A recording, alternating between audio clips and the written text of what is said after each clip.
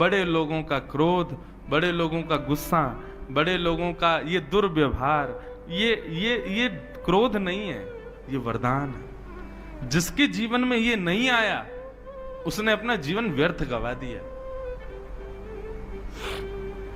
क्रोधापि देवेन वरेण तुल्यम, वही बात यहां परीक्षित कह रहे हैं। बोले गुरुमुख ये मत कहो 7 दिन में मरने का श्राप मुझे लगा है, मुझे तो आशीर्वाद मिला है।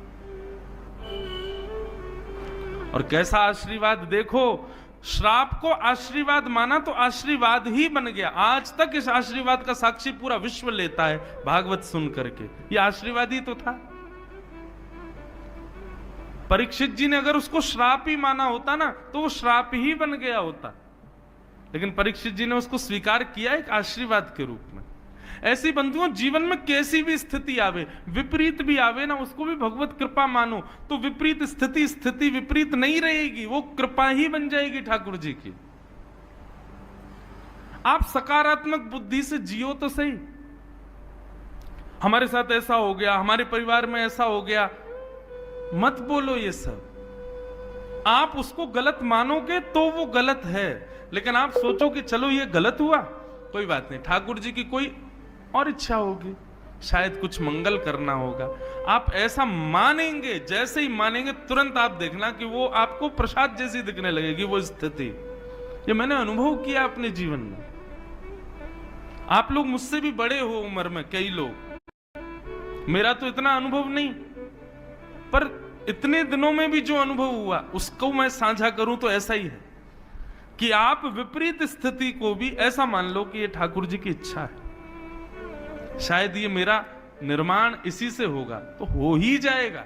लेकिन आप उसको गलत नकारात्मक रूप से लोगे कि ये क्या कर दिया भगवान ने, सब गलत कर दिया, ये तो गलत ही हो जाएगा वो। राजा परीक्षित को 7 दिन में मरने का श्राप लगा, लेकिन उन्होंने मुस्कुरा करके वरदान मान करके उसको स्वीकार किया। अपने पुत्र जन्मेजय को राज्य गद्दी पर बिठाया इंद्रप्रस्थ के, और स्वयं आ गए कहां, इसी नगर में। और भ्रमण करते हुए सुखतीर्थ गंगा के तट पर जैसे ही पहुंचे, असंख्य संत बैठे थे वहां पर। सबसे जाकर के राजा परीक्षित ने कहा कि भगवान, जल्दी मरने वाले की मुक्ति का उपाय बताइए।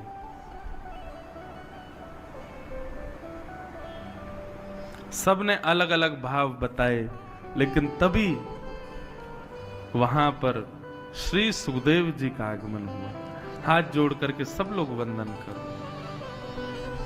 तत्रा भवद भगवान व्यास पुत्रो यदिच्छया कामट मानो नपेक्ष अलक्षलिंगो निजलावतुष्टो व्रतस्य वालै अवधूत भेष। बोलो सुखदेव जी महाराज की। अच्छा, यहां पर परीक्षित जी ने सुखतीर्थ में आकर के एक आसन लगाया और कहा जल्दी मरने वाले की मुक्ति का उपाय क्या है, इसका उत्तर जो भी दे इस आसन पर बैठ के दे। मेरे जीवन के 7 दिन बचे, मैं क्या करूं।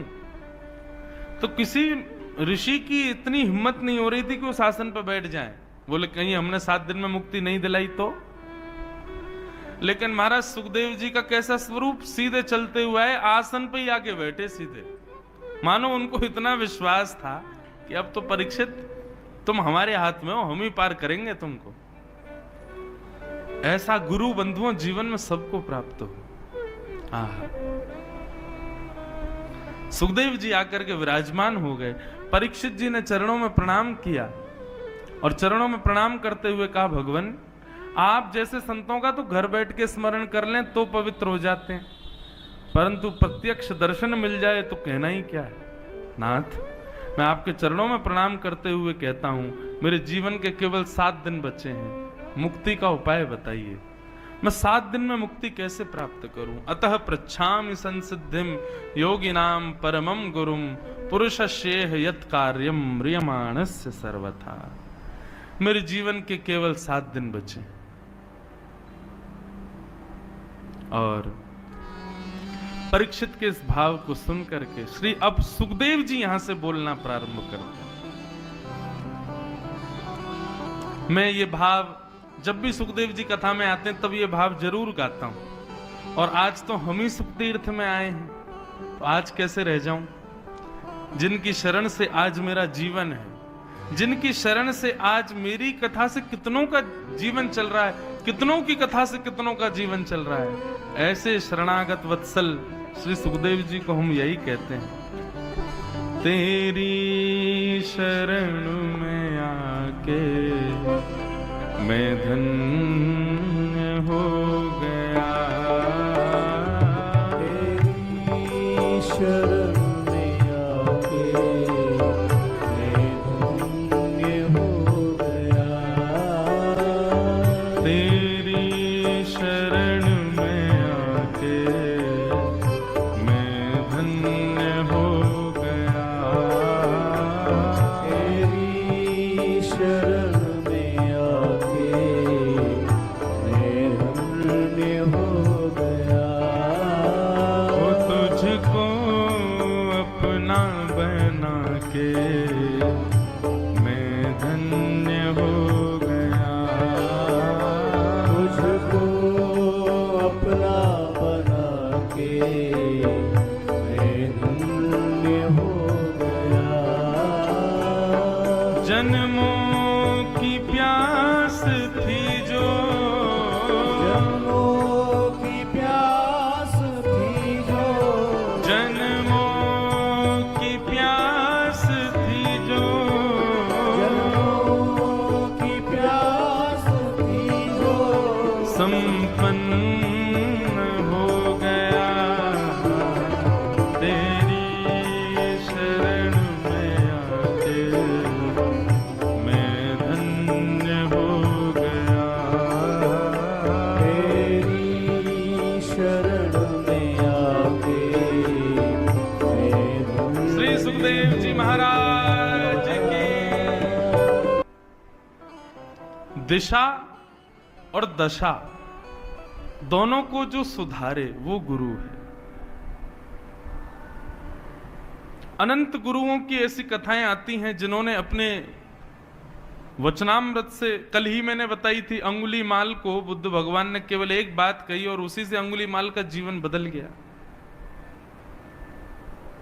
ऐसे ही एक भक्त का चरित्र भी हम हिसार में सुना रहे थे, घाटम दास जी। उनका नाम पहले घाटम ही था, दास जी तो वो बाद में बने। तो घाटम जी का चरित्र इतना सुंदर है कि घाटम जी जयपुर के पास के गांव के बहुत बड़े चोर थे और उनका ये पुश्तैनी काम था। दादा परदादा परदादा सब चोर ही थे, वो भी चोर थे। उनके यहाँ एज अ बिजनेस देखा जाता था, इस काम को गलत नहीं मानते थे। तो रात्रि में जब लोग बाग निकलते थे उस नगर से, उस गांव से, तो घाटम जी बैठे रहते थे और उस व्यक्ति को पकड़ करके लूट लेके जाना, यही उनका काम था। एक बार घाटम जी बैठे थे, देखो भगवत कृपा कैसी, गुरु भी बंधुओं भगवत कृपा से ही आते हैं जीवन में। आप सोचो, जो लोग कहते हैं हम ढूंढ रहे हैं गुरु जी कोई मिल जाए तो बनाएंगे, कभी नहीं मिलेंगे। अपने कर्तव्य कर्मों को आप सुदृढ़ करो, ठाकुर जी कृपा करके अपने आप गुरु भेजेंगे आपके जीवन में।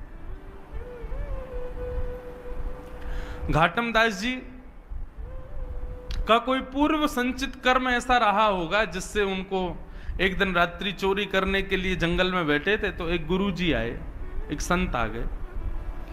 संत ने आकर के घाटम दास जी को जब देखा, ए भाई इतनी रात में तुम क्या कर रहे हो? संत भेष देख करके घाटम दास जी ने उनका हरण तो कुछ नहीं किया, बोले संत इनसे क्या लूं? बोले महाराज जी आपसे क्या छुपाऊं, चोर हूं मैं, चोरी करता हूं। संत बोले काम तो अच्छा नहीं है। बोले कि महाराज आपके लिए अच्छा नहीं होगा, पर हमारे तो घर परिवार शतकों से इसी से चल रहे हैं। हमारे दादा परदादा परदादा हम सब चोरी थे, मैं भी चोर हूं। अभी मैं कल परसों से अपने बेटा को भी लाऊंगा, उसको भी सिखाऊंगा, उसको भी सीखना तो है भाई, हमारा पुश्तैनी काम है। संत बोले क्यों करते हो, गलत है ना, किसी की मेहनत की कमाई को तुम ऐसे लूट लेते हो। बोले तो हम भी तो मेहनत करके लूटते हैं, हमारी भी तो मेहनत है। वो व्यक्ति सत्कर्म करके कमा रहा है, हम मेहनत करके पूरा मंत्रणा बना के लूट रहे हैं, तो इसमें भी तो मेहनत है। घाटम दास जी के वचन सुनकर के संत बोले भैया इसके रग रग में चोरी है, नहीं निकल पाएगी। संत ने उनके चरणों में, घाटम दास जी ने चरणों में प्रणाम किया। बोले आप आज्ञा करो, यदि आपके मन में कोई भाव हो तो। बोले भाई तुम मेहनत करके धन कमाया करो। बोले मेहनत ही तो करता हूं नाथ। संत बोले ये नहीं सुधरेगा। संत बोले तो ठीक है, एक काम करो, तुम सब जो मन करे वो करो, 4 काम हमारे कहे के करो। बोले आज्ञा करो। पहला, सदा सत्य बोलोगे, कभी झूठ नहीं बोलना। चोरी की तुमको छूट है, तुम चोरी करो, डकैती डालो, लेकिन तुम सदा सत्य बोलोगे। घाटम दास जी बोले ठीक है। दूसरी बात, साधु संत वैष्णव जब दिख जाएं, जहां दिख जाएं, उनकी सेवा करोगे। घाटम जी बोले जो आज्ञा। तीसरी बात, जीवन में जो कुछ भी पाओगे उसको पहले भगवान को निवेदित करोगे, चाहे चोरी की सामग्री क्यों ना हो, पहले भगवान को अर्पित करो, उसके बाद अपने जीवन में उसका प्रयोग करना जी। और राह चलते किसी भी मठ मंदिर को यदि देखो तो 100 काम छोड़ के पहले वहां प्रणाम करो, दर्शन करो, परिक्रमा करो, फिर आगे चले। ये 4 काम तुमको करने, समझ आ गए कौन कौन से? पहली बात सत्य बोलनी है, दूसरा संत ब्राह्मण वैष्णवों की सेवा करनी है, तीसरा कुछ भी सामग्री लोगे पहले ठाकुर जी को निवेदित करनी है, प्रसाद बना के उसको स्वीकार करना है, और चौथी बात, राह में कोई भी मठ मंदिर मिले पहले वहां प्रणाम करो, फिर आगे चलो। घाटम जी बोले ये तो मैं कर सकता हूं, बस चोरी की छूट है। बोले हाँ खूब चोरी डकैती करो, बस ये 4 काम ध्यान रखना। ऐसा कह के संत चले गए। घाटम जी तो महाराज जब ऐसे ही रहने लगे, सत्य बोलते थे, संतों की सेवा करते थे, कोई भी चोरी करते पहले भगवान को देते, फिर अपने प्रयोग में लेते, और कहीं भी कोई मंदिर मिलता प्रणाम करते। गुरु के बताए मार्ग पर चल रहे थे तो चोरी में उनको और ज्यादा लाभ होने लग गया। अब ज्यादा गहने मिलने लगे और ज्यादा उनके घर को लाभ होने लगा। घाटम जी बड़े खुश, बोले बढ़िया गुरु जी मिले हैं, बस ये 4 सरल से नियम बता गए हैं, सब बढ़िया चल रहा है। एक दिन गुरु जी ने घाटम जी को निमंत्रण भेजा कि हमारे मठ का उत्सव है, पधारो और कुछ सेवा करो यहाँ पे। तो घाटम जी बोले गुरु जी के उत्सव में सेवा करनी है, कोई छोटी मोटी सेवा नहीं, ऐसी सेवा करूं कि पूरा उत्सव का सारा खर्चा मैं ही करूं, तब मुझे सुख मिलेगा कि मैंने गुरु जी को दक्षिणा दी। तो बोले उसके लिए बड़ी चोरी करनी पड़ेगी, क्या करें? तो बोले कि महाराज जिस नगर में हम रहते हैं वहां के राजा के बड़े मूल्यवान घोड़े हैं, यदि एक घोड़ा उनमें से चुरा लिया जाए और उसके बदले जो धन आए वो इतना धन होगा कि गुरुजी के एक नहीं 6-7 उत्सव मैं ही करवा दूंगा। तो घाटम जी ने एक सिपाही का रूप धारण किया, राजा के दरबार में जाने लगे। द्वारपालों ने पूछा कहां भाई, कहां कहां कहां घुसे चले जा रहे हो भीतर, कौन हो? थे तो सिपाही वेश में। अब पूछा कौन हो, तो सत्य बोलते थे। बोले चोर हूं, चोरी करने आया हूं। तो सिपाहियों को ऐसा लगा कि भैया ये कोई राजा का अंतरंग व्यक्ति है और हमने इससे पूछ लिया कि तुम कौन हो, तो इसको बुरा लग गया है, इसलिए ये व्यंग में बोल रहा है कि चोर हूं। अरे भैया क्षमा करो, जाओ जाओ भीतर जाओ। घाटम जी बड़े खुश, सत्य बोल रहा हूं फिर भी देखो आज्ञा मिल रही है, जाओ। घाटम जी भीतर गए, राजा के 4 घोड़े थे, उनमें सबसे महंगा घोड़ा काला वाला था, वही चुराया, उस पर बैठ करके और महाराज बाहर निकलने लगे। तो सिपाहियों ने फिर पूछा, बोले ये तो राजा का घोड़ा है, इसको लेके कहां जा रहे हो? बोले बताया था ना चोर हूं, चोरी करने आया हूं, घोड़ा चोरी करके ले जा रहा हूं, अपने घर बेच दूंगा इसको। सिपाहियों को फिर लगा, बोले अब तो कुछ ज्यादा ही बुरा मान गए लगते हैं ये हैं। ये कोई राजा के कार्य से आया व्यक्ति है, हम बार बार इसको टोक देते हैं तो बेचारा बुरा मान जाता है, अपने आप को चोर बताता है। अरे भैया क्षमा करो, तुम जाओ जाओ ले जाओ। घाटम दास जी ले गए। घाटम दास जी घोड़े पर बैठे, बोले गुरुजी की पहली आज्ञा पूर्ण हो गई। गुरुजी ने कहा था जो भी सामग्री लो पहले ठाकुर जी को निवेदित करो। हे ठाकुर जी, ये घोड़ा आपका ही है, ये राजा का नहीं है, मेरी मन बुद्धि स्वीकार कर चुकी है, ये आपका है। ऐसा कह करके जा रहे थे। अब राजा को कहीं निकलना था, उसने अपने घोड़े बुलाए। किसी ने आके बताया, बोले एक काला वाला घोड़ा तो है ही नहीं महाराज। पूछा गया तो सिपाहियों ने बताया, बोले एक व्यक्ति आया था वो लेके चला गया। पूरी बात बताई, बोले उसने बताया भी था मैं चोर हूं। राजा बोले तो तुमने उसको पकड़ा क्यों नहीं? बोले हमको लगा इतना सत्य कौन बोलता है, वो बोल रहा था कि मैं चोर हूं, चोरी करने आया हूं, जाके बेच दूंगा। तो हमको लगा महाराज का कोई निजी सेवक है, बुरा मान गया इसलिए ऐसे बोल रहा है, इसलिए छोड़ दिया। जाओ पकड़ो, ज्यादा दूर नहीं गया होगा। सैनिक दौड़े पीछे।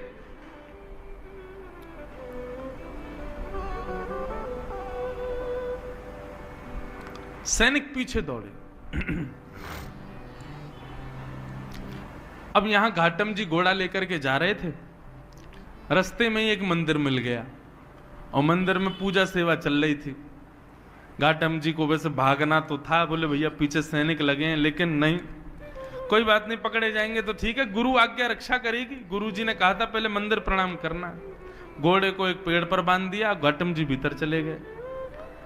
मंदिर में दर्शन करने के लिए गए, इतने में ही सिपाही आए। सिपाहियों ने मंदिर के बाहर पेड़ से बंधे हुए घोड़े को देखा। घोड़े की कद काती और उसका नैन नक्श तो सब वही थे जो राजा के घोड़े के थे, पर उसका रंग अब श्वेत हो गया था। वो काला नहीं था, अब सफेद हो गया था।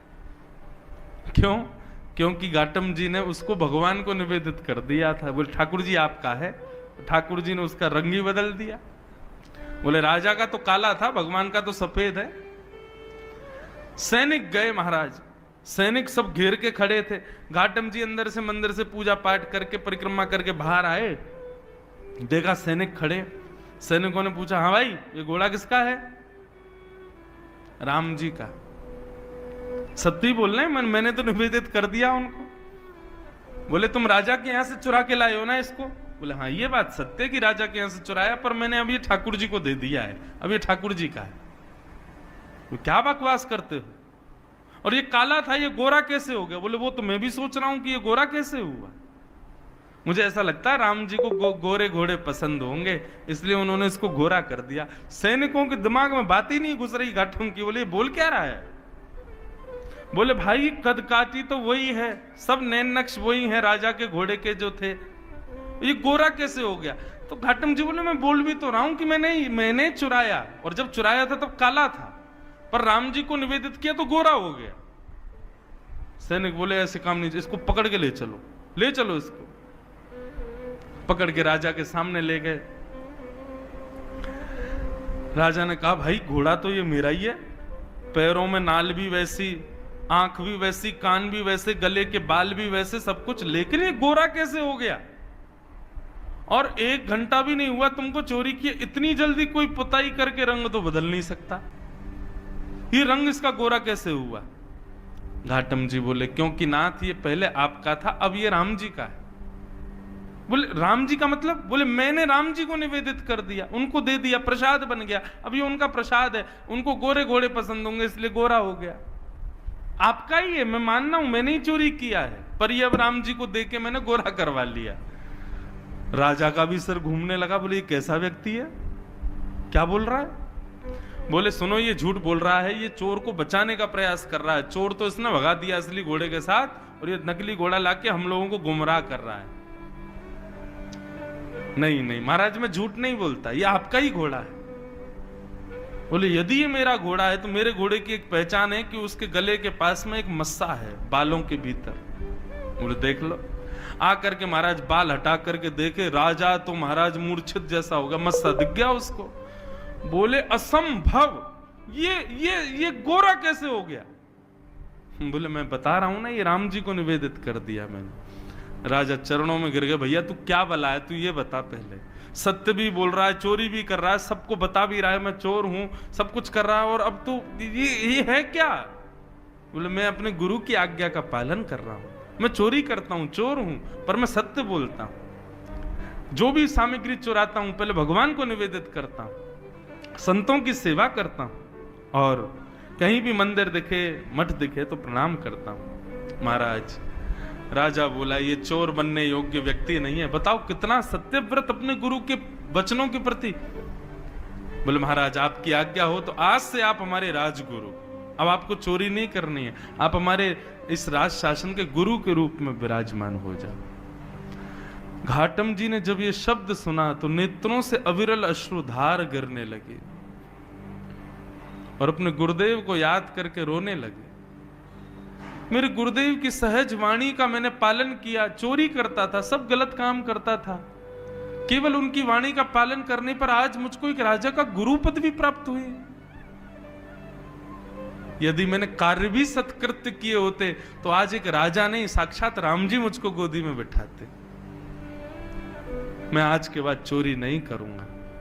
और उस दिन से घाटम जी का नाम बदल गया और उन्होंने अपना नाम रखा घाटम दास। और केवल साधारण सी गुरु आज्ञा से एक चोर, जिसके पुश्तैनी चोर हैं सब, ऐसे घाटम जी परम भक्त वैष्णव हो गए। पर घाटम दास जी पद लिखते थे, उनका एक पद बड़ा सुंदर है।